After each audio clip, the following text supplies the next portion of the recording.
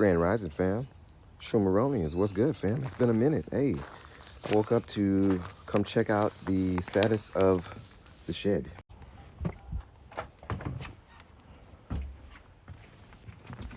Oh, what do we have? What do we have here?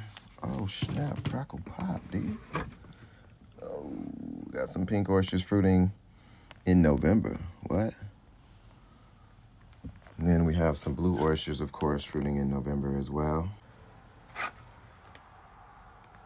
So now that I know the pink oysters will fruit in the shed, now I can put the mystery tub in there. See if we can get some mystery mushrooms in the wintertime. Ah, yes. The shed is not insulated, and the pink oysters grew in there. It's only about 6 to 8 degrees warmer than it is outside.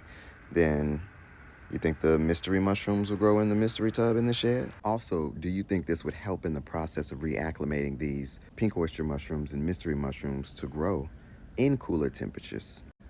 Let me know. And thanks for watching.